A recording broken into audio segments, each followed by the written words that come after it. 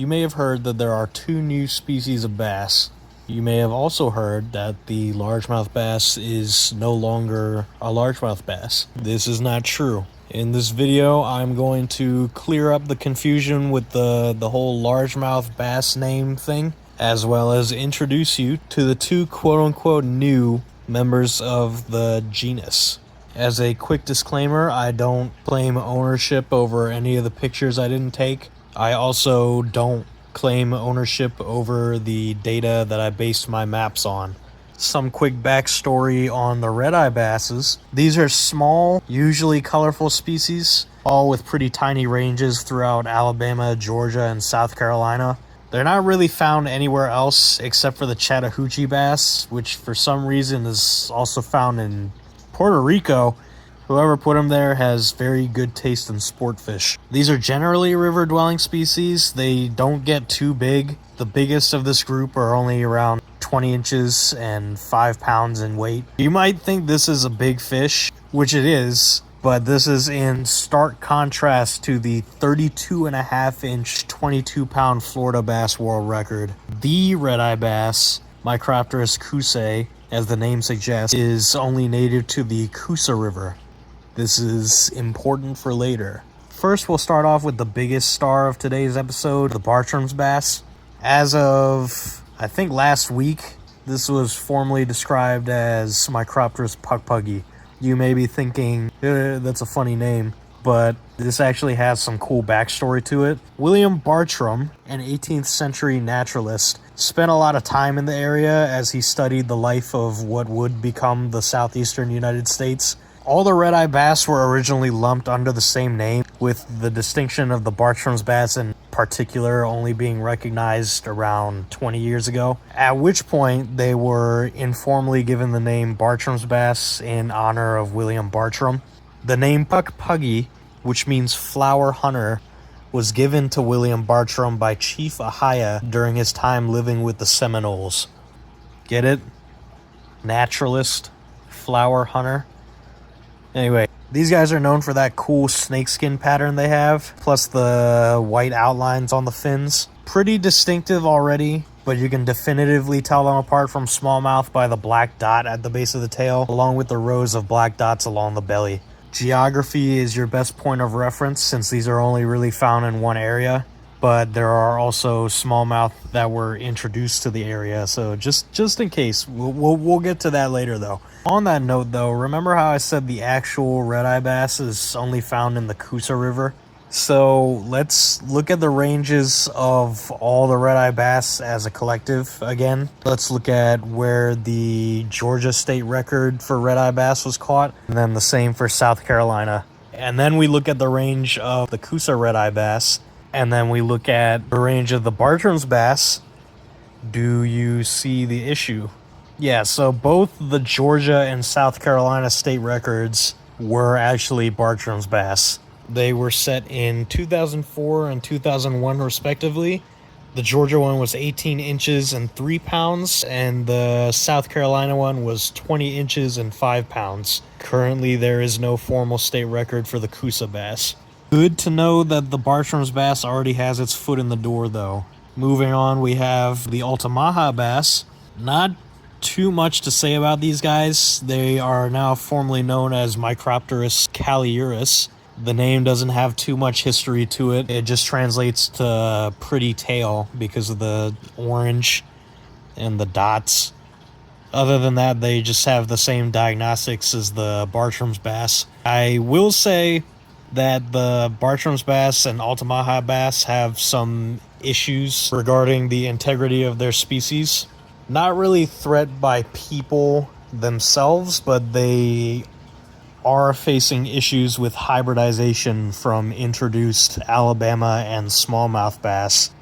This isn't good because, if it's a hybrid, it's not that species anymore. Kind of like what happened to the Neanderthals. There's one subspecies, a red ear sunfish, that also got erased by people stocking the wrong species in the wrong waters. So they kind of got crossbred out of existence. That's all for those guys, though. Now we can move on to the largemouth bass. So to preface, the name Micropterus was originally given to the smallmouth bass, but it wasn't given to largemouth bass until like the 1890s. The first largemouth bass described to Western science was given the name Labris salmoides in 1802, and the specimen that this was based on was caught in Charleston, South Carolina. In 1822, Cycla floridana was described based on a specimen caught in the St. Johns River, and then Huro nigricans was described based on a specimen caught in Lake Huron in 1828. So, as you could guess, they realized that these weren't wrasse or cichlids, so they moved them to Micropterus and then lumped them under the same species, Micropterus salmoides. The rules of taxonomy state that they're supposed to take the oldest name.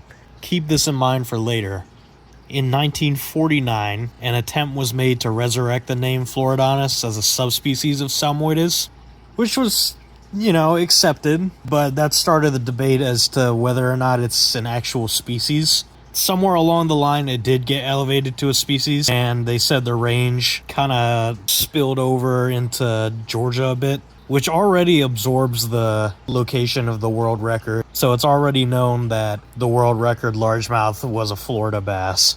And then in 2022, a genetic study came out which proved that the Florida bass was its own species, but it also found that the Florida bass range went up to North Carolina. You know what's on the way to North Carolina from Florida? South Carolina. And you know what's in South Carolina? The location of the original Micropterus salmoides. So what does this mean? This means that that specimen was a Florida bass. So as I said before, it's got to take the older name. So the Florida bass gets what was actually its original name, Micropterus salmoides, and then the northern largemouth gets its actual original name, Micropterus nigricans. So in short, the Florida largemouth was always supposed to be that, and the northern largemouth was also always supposed to be that. Hopefully that cleared that up. Just as a little fun thing, I wanted to look into what the actual world record of the northern largemouth is supposed to be. As you may know, we can't count Japan or California because those are hybrids between Florida and northern largemouth. To do this, I looked at the state records of all the states within the native range of northern largemouth, but you can probably imagine my disappointment when I found that most of these were out of man-made lakes that stock Florida largemouth. So the top 7 plus Kentucky within this range are actually Florida largemouth, but our salvation comes from Indiana, where the state record is 14 pounds and 12 ounces. I only just found this information as I'm in the process of uploading the full finished thing to YouTube, so we are re-recording and going back. This was a 28-inch fish that was genetically tested and verified to be of northern largemouth lineage. So they do still get pretty big, but not that big. That's it for that, though. I know I said there's 2 new species, but there's a third one that people kind of forgot about, which is the Choctaw bass. About a decade and a half ago, it was given the name Micropterus hayaka, but, the usual debate, is this a different species or is it just a spotted bass? The genetic study in 2022 verified that they are their own species, but the study didn't give the name back. But again, laws of taxonomy, the name had already been given to that population, so welcome back Micropterus hayaka. Anyway, thank you for making it this far. This is the budget cut version of the big video that I have coming. I just wanted to put out a video on the topic before anyone else did. So if you want the whole big video on the genus, like and comment so this gets engagement, subscribe so you can stay tuned for that. And I also have a big video on sunfish coming out, like all of them, all 22. But yeah, thank you for watching.